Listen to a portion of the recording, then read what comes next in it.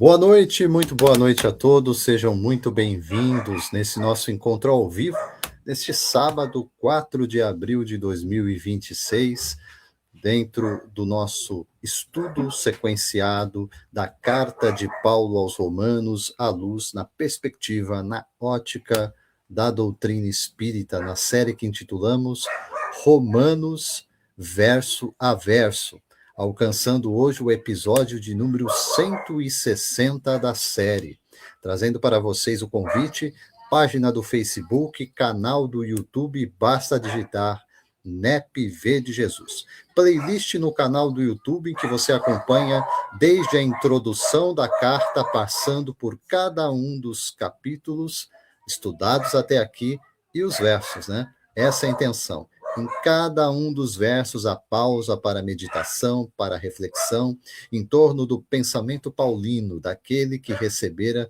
do próprio Cristo o chamamento para ser um vaso escolhido e dissera que aprendera o evangelho do próprio Cristo Jesus. Jesus ressurreto, esse período em especial que estamos vivendo aqui nesse final de semana da Páscoa, temos muito que conectar também com aquilo que Paulo vai nos ensinar adentrando, saindo do 5º capítulo, adentrando o 6º capítulo da carta de Paulo aos Romanos.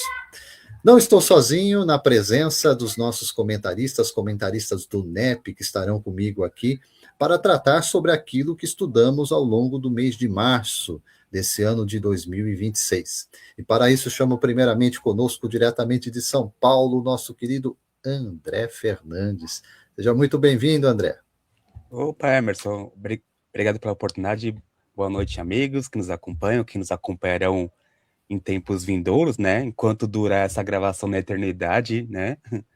É um prazer estar aqui mais um mês, né? Para recapitularmos esses ensinos do chamado Evangelho de Paulo, né? Hoje a gente vai tratar de temas bem legais, na minha opinião, né? Obrigado. Muito bom, ótima sua presença, André. E assim, restabelecendo a nossa dupla, o nosso trio de comentaristas. Juliette de volta. Juliette de novo, de volta com a gente. Juliette, direto do Rio de Janeiro. Muito bem-vinda, gratidão pela tua presença. Eu que te agradeço, meu amigo Emerson. É sempre uma honra estar aqui com vocês. Vocês dois são luz para mim, para os meus neurônios, principalmente quando a gente estuda Paulo. Acho que a gente consegue elucidar, né? Entender um pouquinho mais essa simbologia maravilhosa que Paulo tinha tanta facilidade em colocar para a gente. É muito bom realmente estar aqui com vocês, estar aqui com os nossos amigos que estão nos assistindo, que vão nos assistir depois. Obrigada por essa oportunidade, Emerson, sempre. Perfeitamente, é muito bom ter vocês aqui. Vocês que nos acompanham nesse momento, como disse o André, vão acompanhar depois. Pedimos também àqueles que assim desejarem, compartilhem, leve adiante a mensagem. A transmissão nesse momento está se dando também ao vivo pela página do Facebook do NEPV de Jesus e depois postado no canal do YouTube, também pode ser levado adiante aí para os grupos, especialmente os grupos espíritas, e que temos sentido nos nossos próprios compartilhamentos um interesse diferenciado.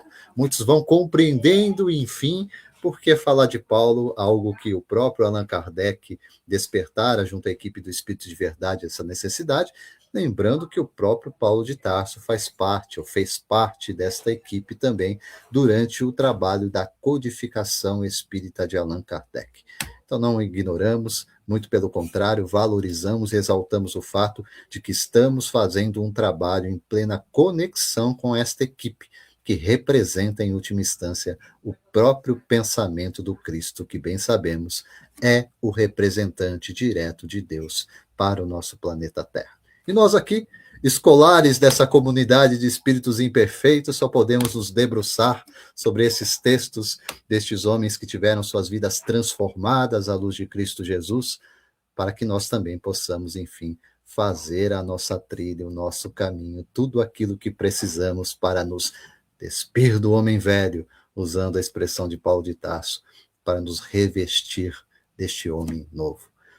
Olhar especial, então, gente, só relembrando para vocês aqui, ó, 4ª temporada, estamos no 4º ano, então, da série Romanos Verso a Verso, ainda com um longo caminho pela frente. Hoje, o nosso olhar repousa sobre o último verso do 5º capítulo da carta de Paulo aos Romanos e adentrando o 6º capítulo, versos de 1 a 4, nesse episódio número 160, Romanos Verso a Verso.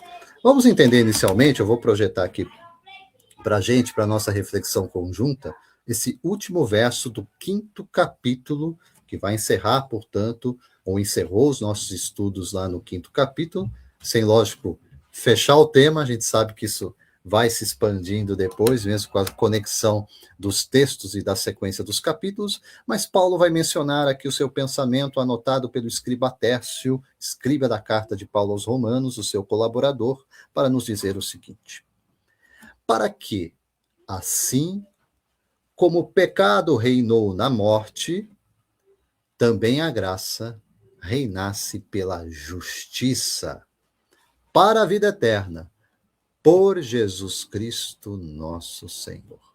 Lembrando que o 5º capítulo foi um capítulo que veio trazer para a gente as consequências daquela doutrina central, a doutrina central da carta de Paulo aos Romanos, que é a doutrina da justificação pela fé.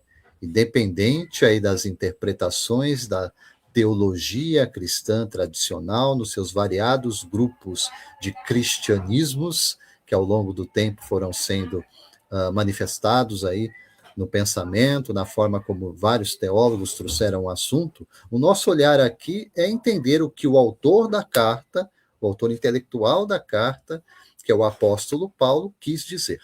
Então, assim, nos despimos da teologia, embora, é lógico, respeitamos as variadas interpretações, mas o que nos interessa é aquele pensamento que o próprio Allan Kardec tinha.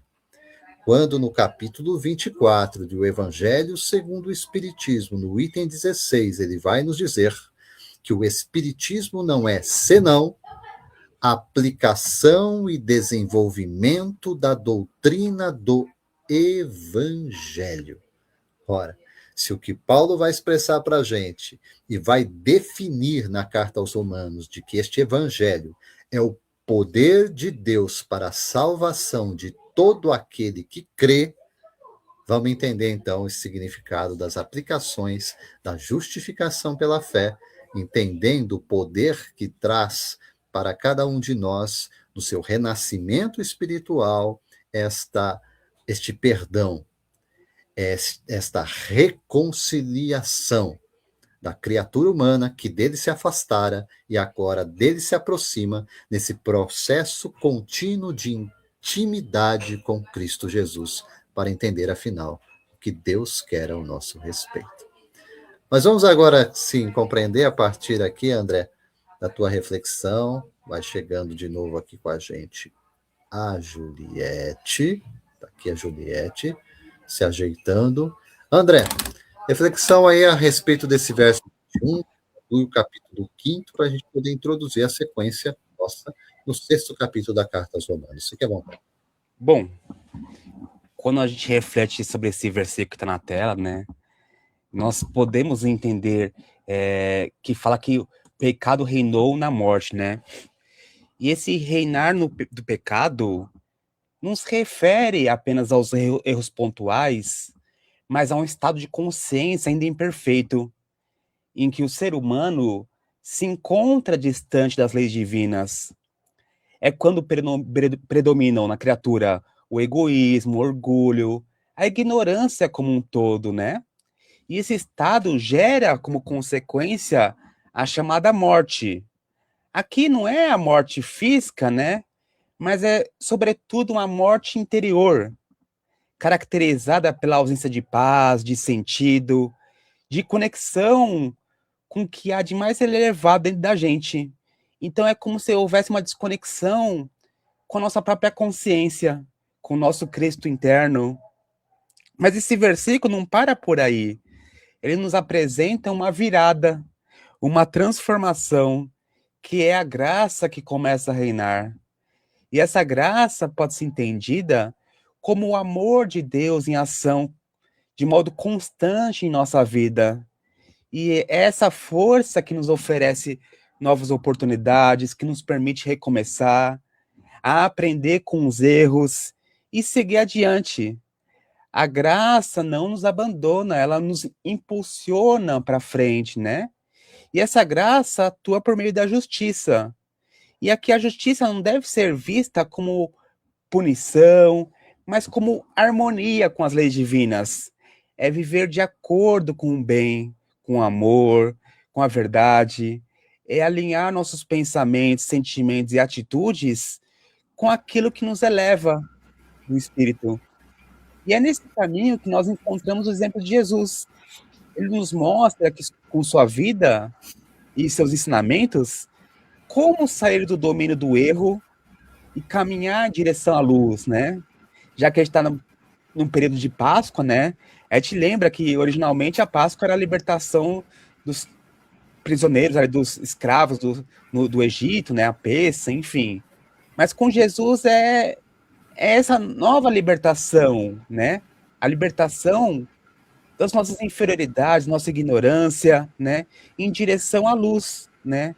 Seguir esse nosso guia, que é Jesus, não é apenas acreditar nele, mas é viver seus ensinamentos no dia a dia, não só no templo religioso, praticando o amor ao próximo, a caridade, exercitando o perdão, cultivando a humildade e assim por diante. Então a gente vê que esse versículo nos ensina que o erro pode até dominar por um tempo a criatura, mas ele não é nossa destinação final. Ninguém foi criado para o erro. Existe uma força maior trabalhando em nós e por nós, né? Conduzindo cada espírito ao crescimento, à transformação. Então a gente vê que no fundo esse versículo acaba sendo um convite à esperança, porque ele nos lembra que, independentemente de onde estamos hoje, todos estamos destinados à vida, à evolução, à comunhão com o Pai. Basta permitirmos que essa graça reine em nosso interior, né? Obrigado. Muito bom, André. Lembrando aqui, né, nós estamos saindo desse 5º capítulo e Paulo já vai conectar a questão da justificação, suas consequências, olhando para esse renascimento espiritual. Ele fala do reinado da morte no pecado e depois fala do reinado da graça pela justiça para a vida eterna. Só antes de chamar a Juliette, né, definição de graça na doutrina espírita com o codificador Allan Kardec, também Evangelho segundo o Espiritismo, no 4º capítulo da introdução, Kardec está comentando lá a doutrina de Sócrates, pelas anotações do seu discípulo Platão, e no item 17 vai definir a graça como o poder que Deus concede ao homem de boa vontade para se despojar do mal e para fazer o bem. Veja, despojar do mal. Que mal é esse? Paulo está chamando de pecado, extravio, erro do alvo, afastamento de Deus, né? Se despojar do mal e fazer o bem. Fazer o bem, reinado da justiça para a vida eterna. Juliette, vamos lá? Esse versículo, ele faz uma ligação, assim, é como se ele colocasse a gente direto na transformação que o capítulo 6 traz para a gente, né? Porque até agora, Paulo falou da justificação como algo que nós temos como alcançar através da fé. Agora, e aí? Fomos justificados. Só isso? É isso que Abraão fez? Abraão foi justificado porque ele tinha fé em Deus, aí você tem a fé e acabou? Não, precisa da ação. É agora que você entra em movimento. E quando ele fala aqui que o pecado reinou na morte, gente, isso é a cruz. Na minha mente, é a cruz. Porque a morte embute o pecado, o erro, né? É porque a gente não é a morte, a palavra a morte como essa morte que a gente entende, mas a morte do ser que vivia no pecado. E no momento em que ele está justificado, ele olha para um futuro de vida, que é justamente a graça que reina pela justiça. Isso é muito bonito, porque você olha para frente, vamos falar para frente para não falarmos para o alto, mas você já olha meio que assim, né, na diagonal, tipo, eu já mudei o meu caminho, eu já consigo respirar. Como o André falou de liberdade, é a libertação que o Cristo traz para a gente, quando na cruz ele deixa a carne, o pecado, a inveja, a vaidade, o orgulho e tudo isso que a carne embute, né? E com a graça ele nos dá liberdade, e essa liberdade é a primeira coisa que a gente escolhe é qual? Indulgência, caridade, amor, tudo que o Cristo viveu, para a gente aprender a viver como ele, fazer as coisas que ele fazia. É onde a graça entra. Liberdade. É assim que eu enxergo esse versículo. E o término ali de um ciclo da justificação. Não quero usar a palavra término.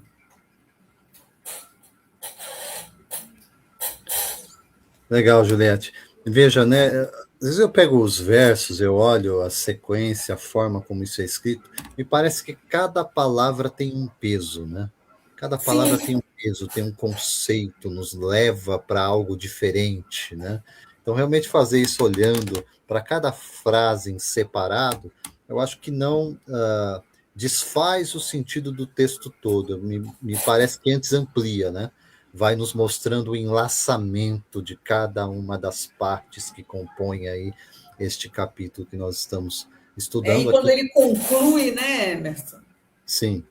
Um raciocínio, ele conclui como um grande educador, como o grande rabino que era. Ele conclui ali um pedacinho do quebra-cabeça. Olha aqui, gente, eu estou colocando esse pedaço, agora vamos procurar esse que está faltando. Perfeito, Mas é Juliette. um Assim, encadeamento. sim, é como se ele mostrasse assim, ó, até a vírgula que nós estamos vendo da morte, ele fala assim: o pecado nos conduziu até aqui. Qual o novo caminho? É da graça que reina pela justiça e vai nos levar aonde? Para a vida eterna. Por meio de quem? Para quem que eu tenho que olhar? Onde eu aprendo isso? Por Jesus Cristo, nosso Senhor. Então, realmente, assim, não é à toa que Paulo de Tarso estava junto da equipe do pedagogo Allan Kardec, lá no século XIX, na codificação da doutrina espírita, no cumprimento do Consolador prometido, codificado junto de nós. Vamos aqui, gente, olhando então, adentrando agora o 6º capítulo, né? Fazendo esse fecho do 5º capítulo. O 6º capítulo é muito interessante para a gente olhar esse sentido da graça para além do nosso olhar humano. Porque a gente, quando pensa na graça, favor imerecido, significado imediato da própria expressão, pensa na graça como algo gratuito, parece que é algo assim meio que jogado, lançado, né? Ó, tá aí para você. Não precisa pagar não, tá tudo certo. E parece que é só isso. Se resume simplesmente numa distribuição de privilégio sem um critério muito claro. E é tudo que não é graça. E é isso que Paulo vai passar a explicar para a gente a partir deste capítulo 6º. E aqui, atenção especial, e por isso vamos tratar aos pares a sequência do verso 1 e 2, depois verso 3 e 4. Vamos tratar aqui nos pares. A tradução em João Ferreira de Almeida vai trazer para a gente os primeiros versos 1 e 2 da seguinte forma. Pergunta. E é uma pergunta retórica de Paulo, tá? Como muitas que ele vai trazer para a gente, especialmente na carta aos Romanos. Paulo pergunta assim: que diremos, pois? Permaneceremos no pecado para que a graça abunde? Mais graça se tiver mais pecado? Essa é a pergunta. E por fim, segundo o verso,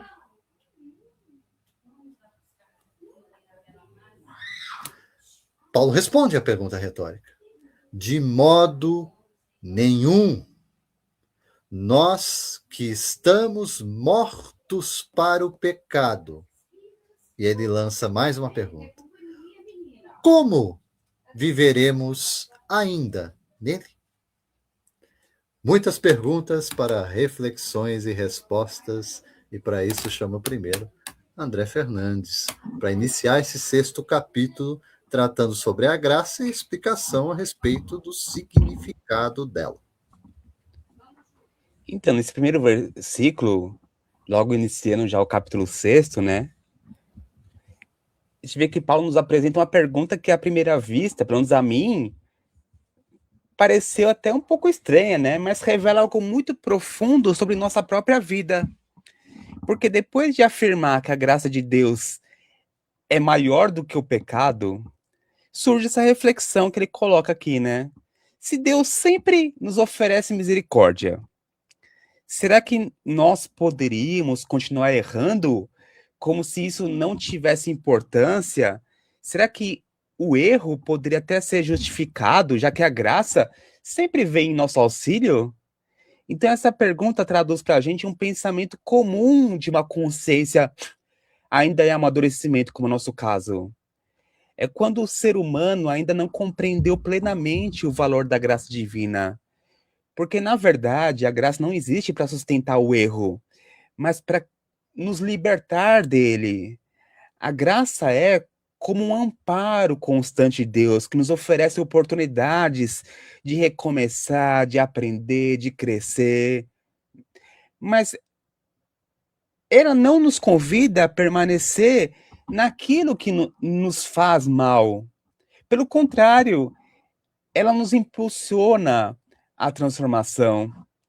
Se a gente pensar bem, seria incoerente usar o perdão como justificativa para continuar errando. É como alguém que recebe um remédio e, em vez de buscar a cura, decide permanecer na doença apenas porque sabe que o tratamento existe, porque o remédio é gostoso, vamos dizer assim, né? Então a graça é a cura da alma, não um incentivo ao desequilíbrio. Então a gente vê que nesse primeiro versículo, Paulo nos leva a uma reflexão muito importante, que é: o que nós estamos fazendo com a misericórdia que nós recebemos? Por exemplo, para mim, um dos grandes exemplos de misericórdia é a reencarnação. Então, a gente pode se perguntar: o que eu estou fazendo com a minha reencarnação? Uma oportunidade. Porque não é por nossos méritos que a gente está aqui, né? Então, será que a gente está usando essa oportunidade? Pode ser reencarnação, mas pode ser qualquer outra coisa, né? Que a gente vai recebendo como oportunidade de crescimento, né? Será que a gente está usando essa oportunidade para evoluir? Ou apenas para adiar a nossa mudança? Porque a gente vê que, como a gente sempre aprende, cada erro traz consequências que nos ensinam e nos ajudam a crescer. E a graça não elimina essas lições, mas nos dá força, oportunidade para superá-las. Por isso que insistir no erro não acelera o nosso progresso, apenas prolonga o sofrimento. Então a gente vê que nesse primeiro versículo é esse grande chamado à nossa responsabilidade, porque ele nos convida a sair de uma vida superficial, entrar em um entendimento mais profundo, em que nós reconhecemos que o amor de Deus não nos prende ao passado, mas nos chama para uma vida nova. E quando realmente nós compreendemos a graça, algo muda dentro da gente. Já não queremos permanecer no erro.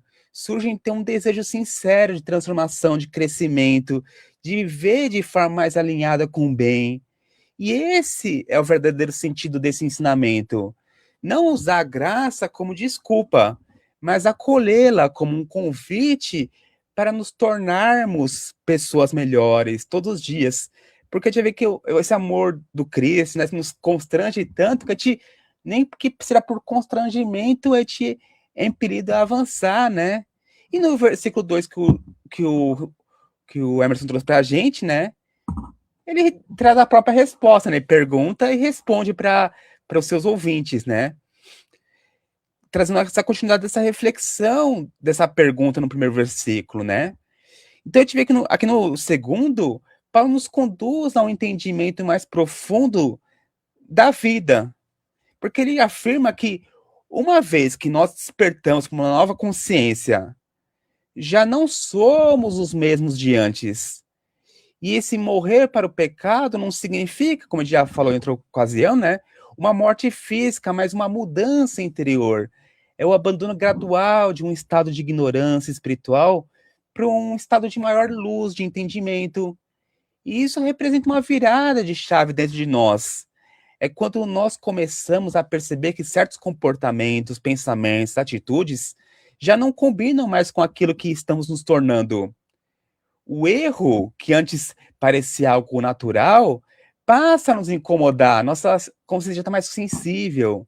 Aquilo que antes era aceito sem reflexão, agora é questionado pela nossa consciência que já está mais aflorada.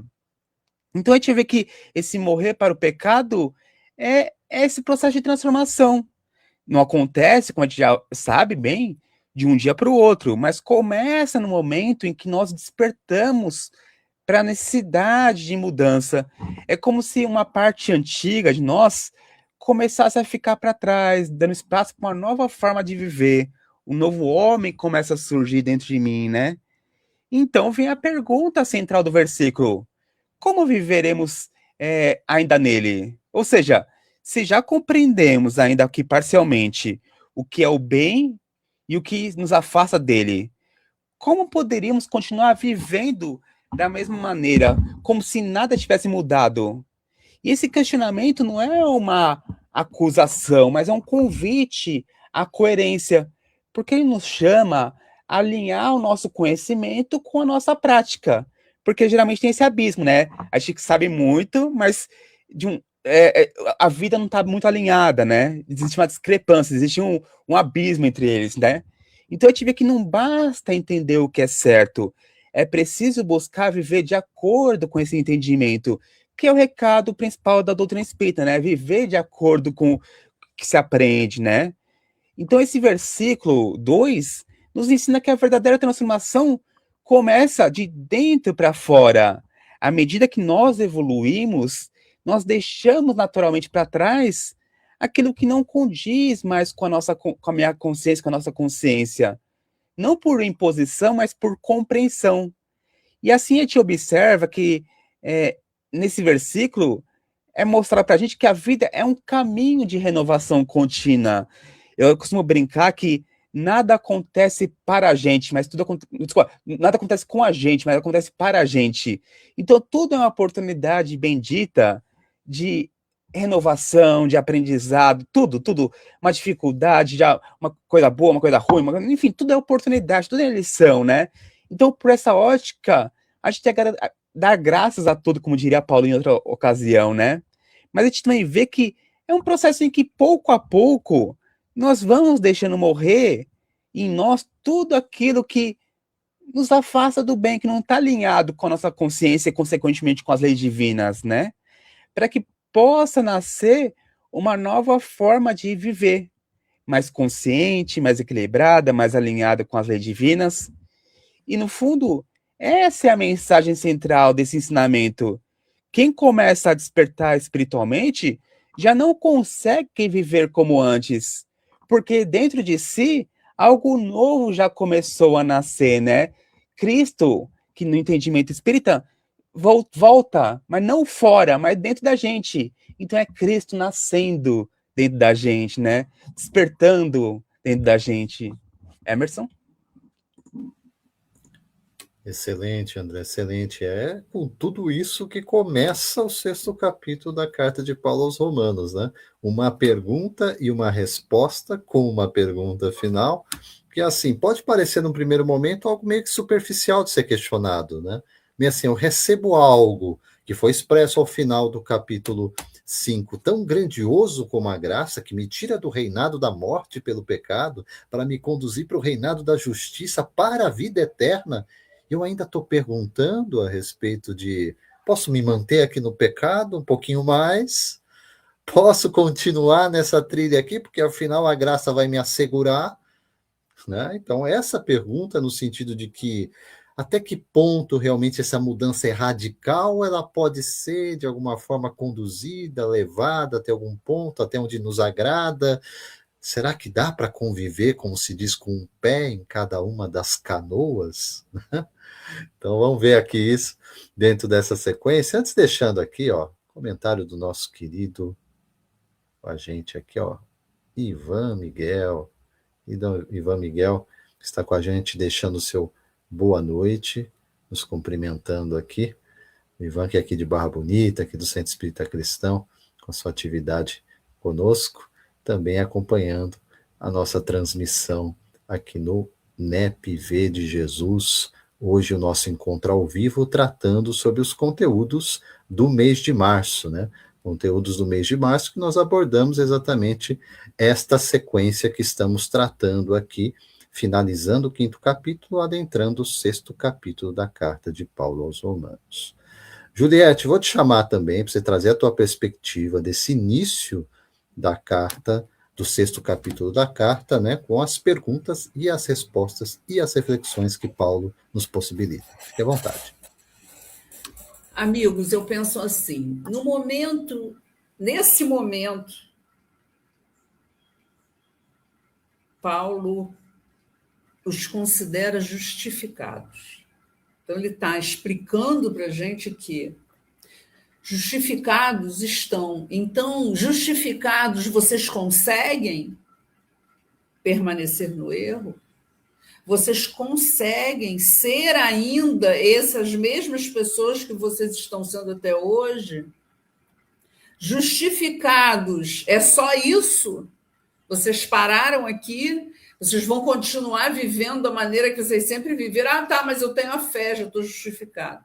É isso? Não, porque a graça de Deus está sendo, é graça. Então, ele dá porque ele quer dar para a gente. E no momento que ele nos dá essa graça, nós não conseguimos mais, gente. Então, errar já é difícil, roubar, matar, e a inveja, a consciência já não consegue mais viver no erro. Então, eu entendo que na graça, você entra num processo de regeneração da alma. Você começa a olhar para um futuro seu. Você já entende que não é mais corpo físico apenas. Então, você quer se aproximar de Deus. Porque a justificação te leva a essa proximidade, concorda? E aí, através da graça, você encontra o caminho.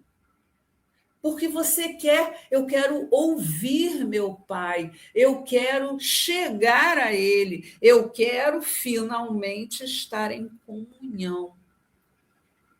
E qual é o caminho? Jesus. O caminho para chegar ao Pai é através de mim. Então, ele, no momento que o ser humano se justificou, recebeu a graça, compreende a graça, como esse processo de transformação, ele olha para Jesus e vê o resplendor da sua alma.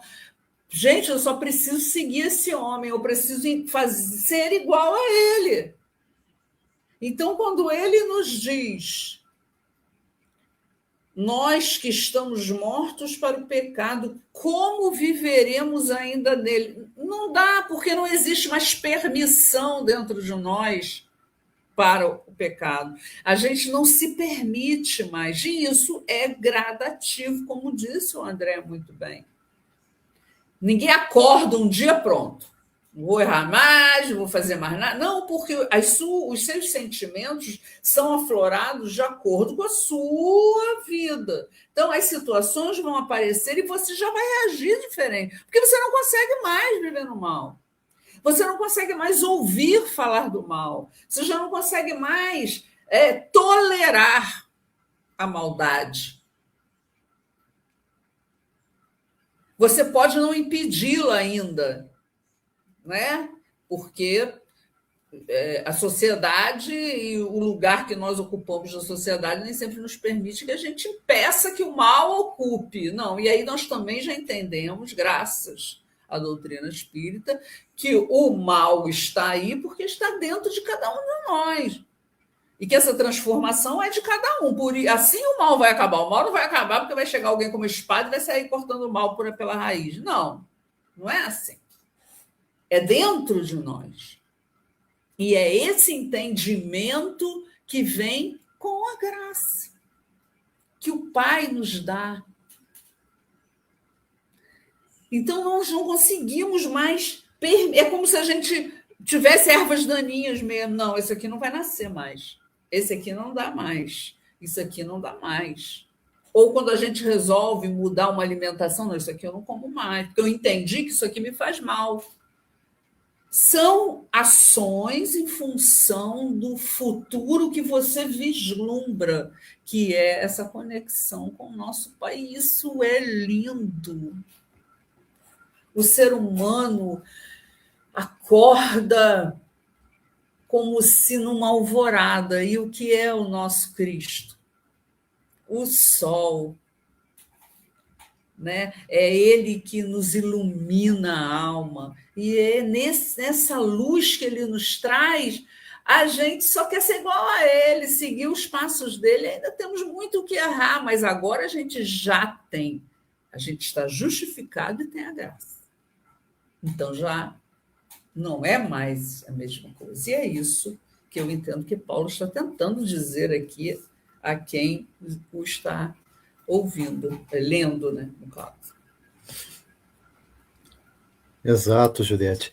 Esse final de semana, no blog Espiritualidade e Trabalho, que nós estamos tratando das parábolas de Jesus, né, eu me deparei com um texto da parábola dos dois devedores, né, dos dois devedores. E assim, a Juliette comentando, me veio aquela cena, a cena de Jesus na casa de Simão Fariseu, e adentra a mulher, que era vista como uma mulher pecadora, e a mulher vai homenagear Jesus, né? A mulher vai limpar os pés do mestre, colocar perfume, vai, enfim, fazer tudo aquilo que caberia a Simão fazer, tendo o Cristo, tendo Jesus dentro da sua casa. Ele não fez, acho, com frieza diante do mestre. De certa forma, ele queria testar para ver se era o Messias, se não era, e era um homem, Simão, um fariseu, com grande credibilidade pública, né? Então, assim, vamos dizer, aquele que fazia tudo certinho publicamente, né? Aí chega uma mulher que, por Deus, não deveria estar ali. E aí o pessoal olha meio para Jesus, ele não sabe de que se trata, quem é essa mulher, como que ele permite que toque nele, né? Então, são esses questionamentos que rondam essa cena, né? E quando Jesus conta a parábola dos dois devedores, então, ele fala, ó, um devia 50, outro devia 500, né? E aquele que era o credor dessa dívida resolve liberar os dois do pagamento. Fala, não, ninguém precisa pagar nada. Aí Jesus meio que questiona para Simão, fala, quem vai amar mais o seu credor que abriu mão da dívida? Aí Simão responde, dentro da lógica, né? Olha, aquele que devia mais, vai amar mais, porque se viu livre de uma dívida maior ainda. Aí Jesus responde, julgaste bem, Simão, né? No sentido que exatamente este sentimento, este impulso dentro da gente de gratidão é o que deve nos mover no entendimento da graça. Falar assim, reconhecer de que abismo eu fui tirado. É isso, porque a graça nos retira do erro. E no que a graça nos retira do erro, se você já reconheceu os seus erros, está justificado, você já conheceu o pecado. Então você vai dizer, caramba, eu que matei, eu que roubei, eu que fiz isso, e aí vem. E agora eu tenho um sol diante de mim, e eu tenho a graça do meu Pai. A graça não foi só para ele ali que está no templo, foi para mim também, que estou preso. Ou eu que sou prostituta, ou eu que, enfim. Isso é maravilhoso. Desculpa, Emerson. Não, sim, é só realmente para reforçar esse sentido que você trouxe para a gente, para olhar essa graça sob o ponto de vista de não, a me deram algo gratuito, me deram algo que me beneficia, então eu posso continuar de alguma forma e fazer algumas coisas que eu ainda tenho vontade, eu ainda quero fazer, e tá tudo certo, porque adiante eu vou ser perdoado mesmo? Não. Eu acho que quando a gente coloca exatamente esse status em que Paulo está olhando para a gente, que significa você está justificado? Você foi perdoado para a reconciliação. Isso é grande demais. Esse sentido que a mulher, na cena que eu trouxe aqui da parábola dos dois devedores, na casa de Simão Fariseu, ela está sentindo isso. Ela está em lágrimas. Jesus fala para ela: os teus pecados te são perdoados. Imagine cada um de nós ouvindo isso de Jesus. O impacto que isso tem dentro da gente. Ele diz: a tua fé te salvou. Justificação pela fé. A tua fé te salvou. A tua fé te libertou. E a tua fé que te libertou para quê? Volto lá ao final do 5º capítulo. Para o reinado da justiça, para a vida eterna. Porque o reinado do pecado que te levou à morte não te domina mais. Você está sendo conduzido para um outro estágio, para uma outra situação. Status justificado, sim, mas direcionado para a regeneração, que é novo nascimento. Então é tudo isso, gente, que o Evangelho nos traz. E não dá para ficar frio, insensível ou com o pé em cada canoa diante disso. O que não significa que não continuaremos a ser tentados, que não poderemos vir a ter recaídas, mas diante disso, a nossa perspectiva é outra. Isso traz para a gente, quando nós nos vemos nessa condição, outro nível de consciência. Você vai se sentir triste, você vai sentir repulsa, e você vai entender por que aquele não é mais o teu lugar. Então é outro aspecto. Você não tem mais satisfação em estar ali, você quer sair dali. É totalmente diferente. Vamos dar sequência aqui, gente, porque tem muita coisa ainda. Essa hora é pouca, né? Mas é a hora que nós temos para refletir em torno desses textos. Adentrando, então, agora os outros dois pares para a gente, versos 3 e 4. Paulo continua, lançando para nós uma nova pergunta. E aqui ele vai mais a fundo. Pergunta o apóstolo dos gentios assim: ou não sabeis que todos quantos fomos batizados em Jesus Cristo, fomos batizados na sua morte? Verso 4. De sorte que fomos sepultados com ele pelo batismo na morte, para que, como Cristo foi ressuscitado dentre os mortos pela glória do Pai, assim andemos nós também em novidade de vida.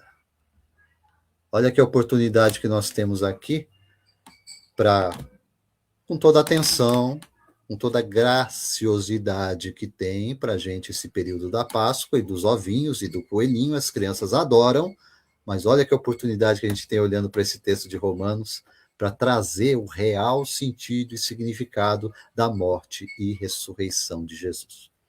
Vamos lá aproveitar isso, gente? A partir desse terceiro verso, André Fernandes. Vamos lá. Bom, quando eu vi esse versículo à primeira vista, para mim parece um pouco difícil, né? Por causa que eu pensei, eu não sou batizado, que papo é esse de batismo, né? Enfim. Mas depois eu fui compreendendo que uma das interpretações possíveis é o seguinte, que Paulo utiliza aqui a imagem do batismo como uma representação de uma mudança interior significativa, mais do que um ritual externo, né, que algumas religiões praticam até os dias de hoje, enfim. O batismo, nesse sentido de Paulo, eu entendo que simboliza um compromisso espiritual, uma decisão de seguir um novo caminho. Então, ser batizado em Cristo significa mergulhar nos ensinamentos de Jesus, em sua forma de viver, em sua visão de amor, humildade, verdade, assim por diante. É aceitar de maneira mais sincera um convite à transformação interior. E quando esse versículo diz que nós fomos batizados na sua morte, Isso não deve ser entendido de forma literal, como muitas vezes alguns compreendem, né? Mas de modo mais simbólico. A gente entende que trata-se da morte do homem velho, da antiga forma de pensar, de agir, marcada pelo egoísmo, pelo orgulho, pela ignorância espiritual. É como se, ao nos aproximarmos verdadeiramente dos ensinos de Jesus, algo dentro de nós começasse a morrer. São os velhos hábitos, as antigas atitudes, os padrões que ainda já não condizem mais com uma consciência mais elevada. Então, essa morte, eu entendi que é, na verdade, uma libertação, porque abre espaço para o nascimento de uma nova vida interior.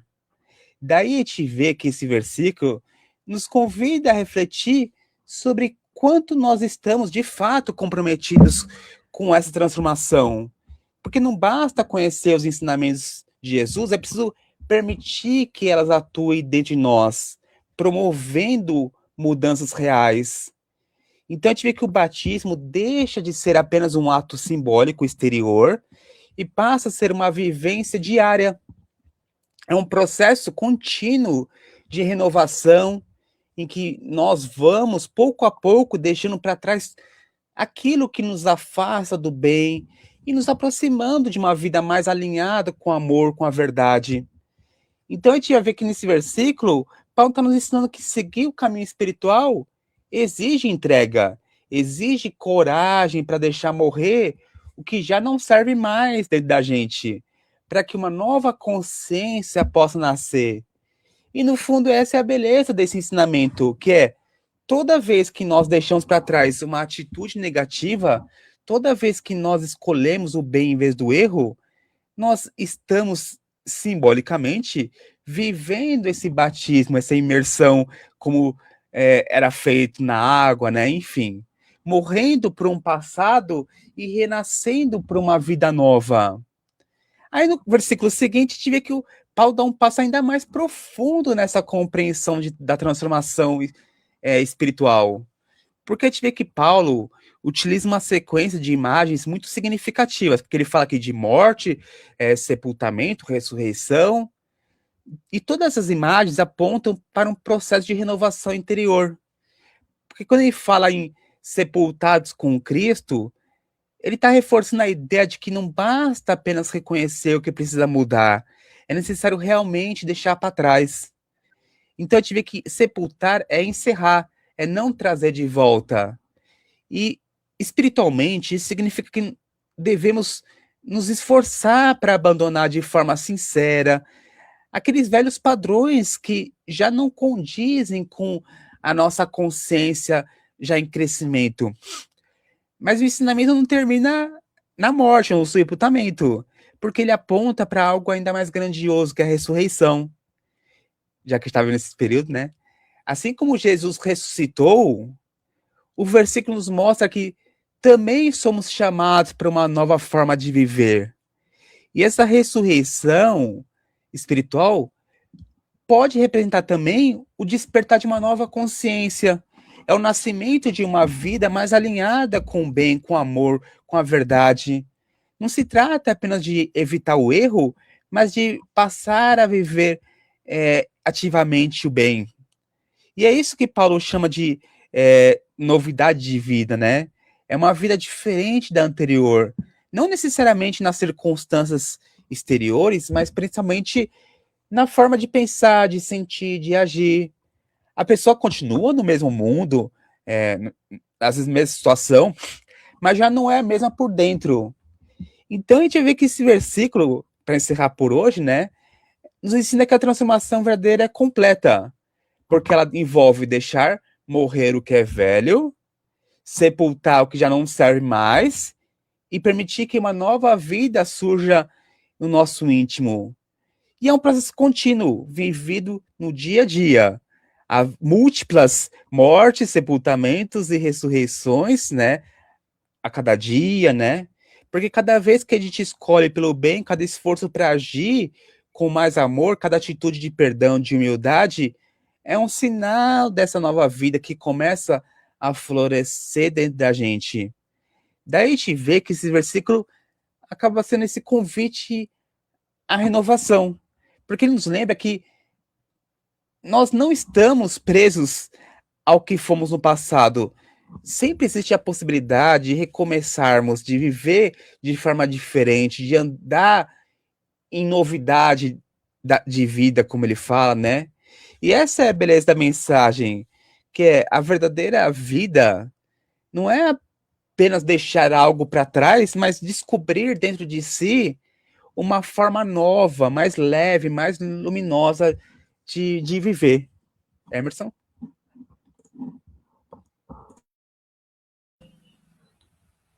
Sim, André. É interessante notar, né? Porque assim causa um estranhamento mesmo no primeiro momento. Paulo trazer a ideia de batismo para a conversa, né? Parece que ele está saindo do assunto, né? Porque o que nos vem à mente é exatamente a ritualística do batismo. Lembrando que os ritos de purificação já estavam presentes desde o Antigo Testamento. E Paulo, seguramente, como doutor da lei, conhecia todos eles. Mas ele traz exatamente o símbolo, o significado por trás da ritualística, dos ritos de purificação, purificar-se de quê? Através da água, para falar para a gente, de certa forma, sobre renascimento. E trazer para a gente a ideia do batismo como bapto, né? Significa o que? Mergulho, imersão. Nós vamos imergir, nós vamos mergulhar, então, numa nova vida, num novo padrão, através de um novo tipo modelar, que é a presença de Cristo Jesus conosco. Esse Cristo que eu passo a ter comunhão, esse Cristo com o qual eu passo a ter intimidade, passo a ter conexão, e isso inevitavelmente muda a minha mente, muda as minhas emoções, mudará as minhas atitudes. É disso que Paulo está falando como um encerramento de ciclo e início de um novo caminho, de um novo trajeto, né? Agora, quero ouvir a Juliette aqui também, porque assim, desde esse terceiro verso, depois passando para o quarto, né? Paulo vai trazer para a gente aqui esse olhar, conectando batismo, lembrando, né, a doutrina espírita olha toda a ritualística, desde que seja um bom exemplo, como algo que não deve ser rechaçado, antes disso deve ser valorizado, desde que seja compreendido a exatidão do que o símbolo traz, do que ele nos pede, que isso seja um compromisso de ordem espiritual na nossa vida, né? A pergunta de Paulo aqui, não sabeis, é meio que provocativa, né? Não sabeis que todos quantos fomos batizados em Cristo Jesus, também fomos batizados na sua morte? E aqui fica a ideia, né? Estamos nesse período da Páscoa aqui. Não queria Paulo dizer que aquele homem crucificado representa em muito cada um de nós? Como se ali estivesse, e aí eu entendo o significado de morte substitutiva, o que os teólogos dizem como morte vicária, porque lá Cristo representa o homem adâmico, o homem que morre na cruz, o homem que vai sofrer a morte não só física, biológica, mas o encerramento de um ciclo que será renovado através do ressurgimento, que é o significado genuíno de ressurreição, né? Voltar à vida. Que vida é essa? Gosto muito dessa expressão do verso 4, com o qual ele finaliza, né? Novidade de vida. Vamos lá, Juliette. Amigos, eu entendi esse terceiro exatamente assim. No momento em que fomos batizados com Jesus, porque ele está falando para uma comunidade, para toda a humanidade, que o reconhece. O batizados, né, tem todo esse sentido simbólico de renovação e renascimento. Então, todos nós que até agora fomos justificados, aceitamos a graça, já compreendemos, né, que não, o erro não podemos mais, não nos é permitido, então fomos batizados com Jesus. E se fomos batizados com Jesus, fomos batizados com ele na morte também, fomos crucificados juntos com ele. Todos nós ficamos na cruz e deixamos na cruz o pecado, o erro, o desvio.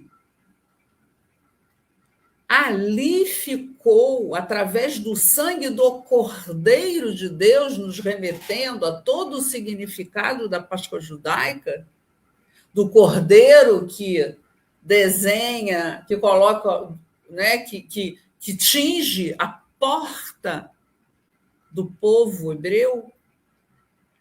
O que Jesus faz? Ele transpõe a porta com o sangue, porque ele passa pela morte e ressurge. Então, a Páscoa não fala de morte, a Páscoa fala de ressurreição, porque o mais importante da Páscoa é que no domingo ele está ali, belo, brilhante, reluzente, sorrindo, dizendo o quê? Que a minha paz vos dou. Isso é a Páscoa. Não é Jesus na cruz, sangrando com uma coroa de espinhos na cabeça. A Páscoa é ressurreição, é dádiva, é o amor imenso do primogênito terreno do Cristo, de Deus, do Cordeiro divino por nós, o mesmo Cordeiro que estava lá, coberto com a coroa de espinho, enfim. Profecias que vão se cumprindo porque nós não conseguimos enxergar lá atrás. Ele precisou ser crucificado para a gente, ser crucificado com ele e deixar na cruz a nossa ignorância. Mas ainda temos muitas crucificações para assistir ao longo da nossa vida, porque ainda não conseguimos ver tudo. Mas o batismo na morte de Jesus Cristo, que também fomos ali batizados na morte junto com ele, é o nosso renascimento, é justamente o que o Emerson falou, é deixar o Adão para trás e renovar. E agora é um homem Cristo, é um homem como Jesus, é o segundo Adão, como Paulo vai falar mais tarde. E quando ele diz sorte que fomos sepultados com ele pelo batismo na morte, gente, isso vai de uma beleza para que, como Cristo ressuscitou dos mortos pela glória do Pai, assim andemos nós também em novidade de vida. Concordo com o Emerson, essa novidade divina é um primor paulino. Ele é... Nossa Senhora, gente, ele é muito bom, né? Essa novidade de vida, para mim, é a glória nos chamando. Que ele podia ter posto aqui vida nova. Não é vida nova, é novidade de vida, uma novidade que nós nem supomos e nem conhecemos, mas foi através da glória de Deus que nós recebemos. É glorificando a ele através da morte do Cristo, nos deixando ali com ele, e através do batismo e da ressurreição, que estamos na glória do Cristo. E aí a novidade de vida é algo que a gente só vai ficar aqui pensando, né? Como é que é. É muito, muito bonito. É muito bonito. Eu acho todo esse pedaço, principalmente essa coroação, que, óbvio, não é nada coincidência, né? Nos vem na Páscoa. Então, enquanto estamos aqui, as pessoas distribuem chocolate e pensam no coelho carregando o cesto, e muitos até se condoem pela morte do Cristo na cruz, que nós possamos ter no nosso coração essa novidade de vida que nos vem com um Cristo que aparece no domingo resplandecendo de luz, nos honrando com a paz que só Ele sabe nos dar. Né? Que isso seja para nós a Páscoa. É isso, amigos. Paulo é grande demais, né? Paulo é grande demais. E ele que dissera que era o maior dentre os pecadores, né? Ele declara isso várias vezes. Fala, o pior de todo mundo aqui sou eu, tá? Mas pela graça de Deus eu sou o que sou. Então acho que cada um de nós pode repetir isso também, pode se autodeclarar o pior dentre os pecadores e também dizer que pela graça de Deus somos o que somos. Nos irmanamos nesse sentido, né? Por isso que eu entendo esse olhar, que para mim é a data tão importante quanto o nascimento, quanto olhar para o Natal, a vinda, a encarnação, o fato de que ele veio é dizer que ele vive. Ele veio e ele vive. Né? E isso é o que nos traz esse período da Páscoa. Né? Então, olhar para isso e saber que é uma linha contínua. A morte, o silêncio desse sábado, o sábado santo, que se fala, o sábado de aleluia, né? O silêncio do sábado santo, em que só Pedro vai fazer menção disso nas suas cartas, revelando o que se dera ali, dizendo que, vivificado no Espírito, ele foi e pregou aos espíritos em prisão. E ainda nos revelam que eram espíritos da época de Noé, que lá se encontravam. E Jesus foi e pregou, ensinou para eles, mostrando misericórdia para aqueles que ainda se mostravam trancafiados, presos mentalmente às esferas, aos ciclos inferiores da vida. Para pregar novidade de vida. É isso que Cristo vem trazer para a gente? Então não interessa qual foi o nosso caminho até aqui.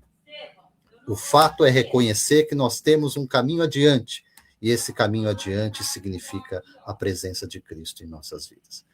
Palavras finais, André Fernandes, gratidão pela tua presença, pelos teus comentários, deixando aí tuas palavras finais nesse nosso encerramento do estudo NEP de hoje. Obrigado. Agora, quando alguém perguntar se tem alguma novidade, já sei responder, baseado nesse versículo, né? Quais são as novidades, né? Mas obrigado pela oportunidade, Emerson,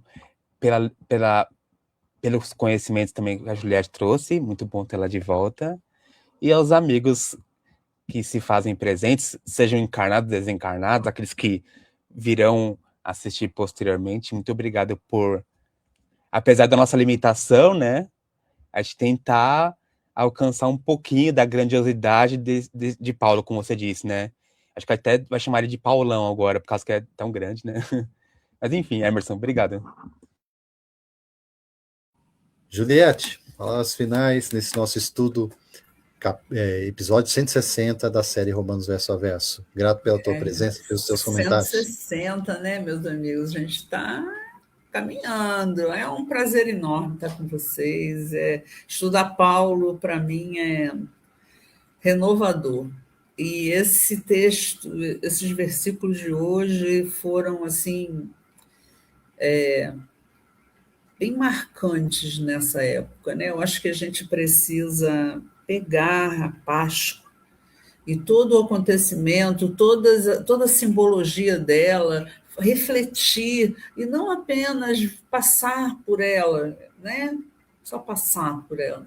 São dias de reflexão, tentar nos remetermos ao sentimento da época, principalmente. O que aquelas pessoas, naquele momento, que éramos nós ali, né, sentíamos, e o arrependimento de alguns, a revolta de outros, e principalmente o amor imenso do Cristo por nós, num ato único, em que ele, com a certeza da imortalidade da alma, nos brinda com essa beleza, com essa dádiva de tê-lo entre nós vivo novamente no domingo. E isso não tem preço. Uma Páscoa abençoada para todos vocês, para a família, para as famílias de vocês, para todos os nossos amigos, todos aqueles que estão conosco e que vão nos assistir depois. Um beijo, meninos. Obrigada, Emerson. É isso aí, Juliette. Que tenhamos uma Páscoa abençoada. Páscoa passagem. Que seja uma passagem para novidade e vida para todos nós, né? Convite reforçado às segundas-feiras, às 20 horas, novo episódio da série Romanos Verso a Verso, agora dando essa sequência no 6º capítulo da carta. Nosso forte abraço, desejo de paz, saúde e sabedoria. Deus nos abençoe de sempre, gente. Até a próxima. Até breve.